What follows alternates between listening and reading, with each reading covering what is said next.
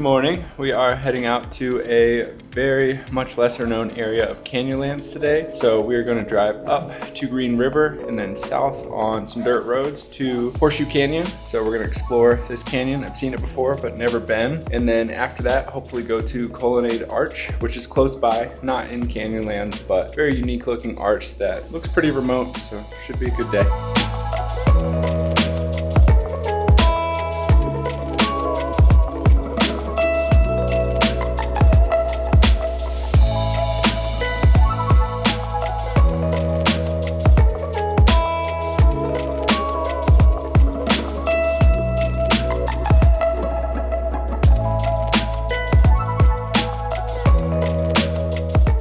All right, we have made it to Colonnade Arch Trailhead.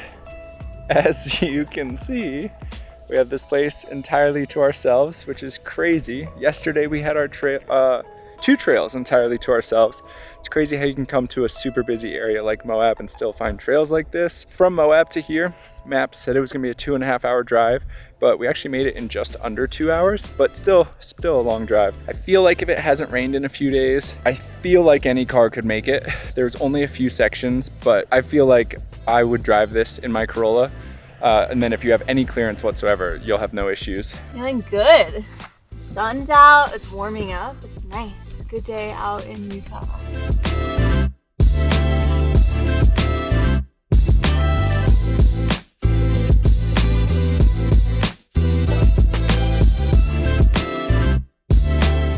So along the Colonnade Arch Trail, there is Crocodile Rock. A little tough to find on the lower right side of the trail you'll be doing.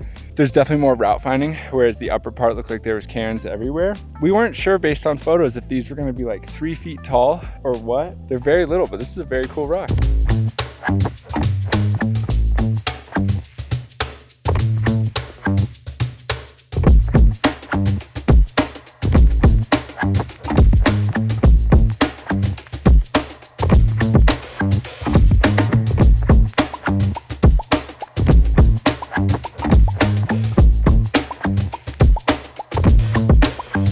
We're still on the lower part of the trail. First cairn we've seen in a while, so definitely one that you need offline maps for.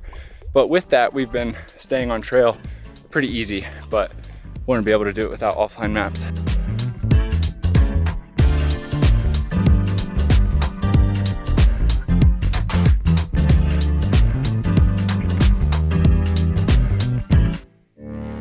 So we're over the canyon, similar views to what we showed you guys a minute ago.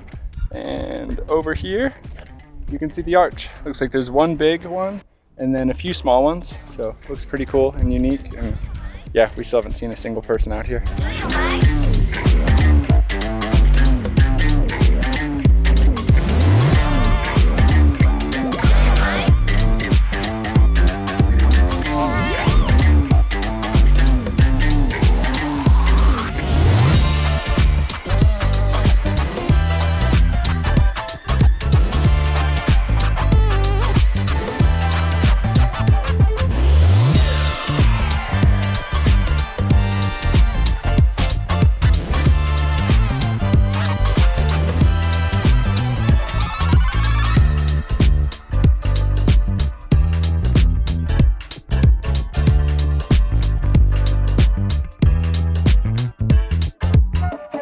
So we are all done exploring these main arches. This is so cool. This is like landscape photography paradise. Those two arches over there, like perfect ovals. This one's super cool. It lines up with some awesome sun flares. This one on the ceiling is really hard to shoot. Honestly, I think if you wanted to get all of these arches in one photo, you would need like an 8mm lens. This is on the 16-35 and you could see some of the shots we got.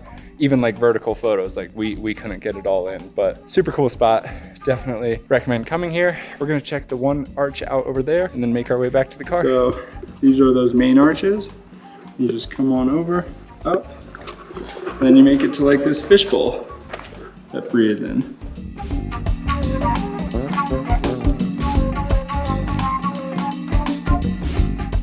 Colonnade Arch is very cool. If for some reason you're in the Moab area during like high season and can't land a permit for arches, this is a great alternative. It's a little bit of a drive, but everything around here is super awesome, and it's all to ourselves. So.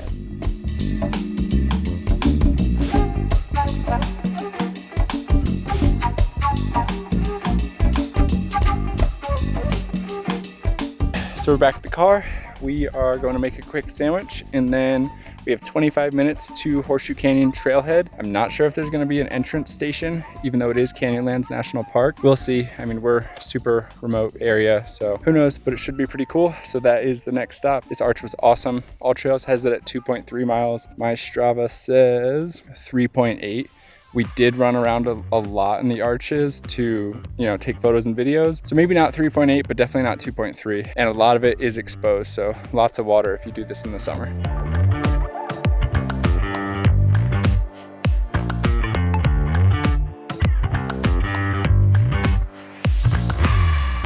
So we are currently in Canyonlands National Park.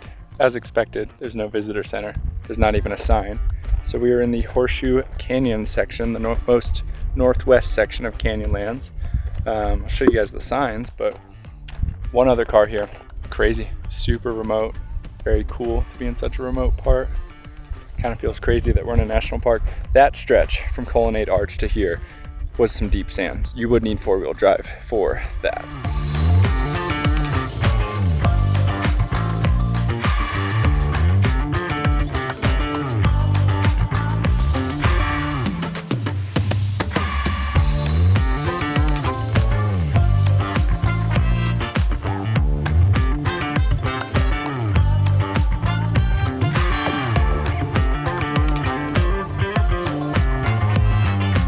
So this right here is the first kind of stop or destination on the trail. This is a dinosaur footprint. Just the thought of dinosaurs roaming around seems so crazy.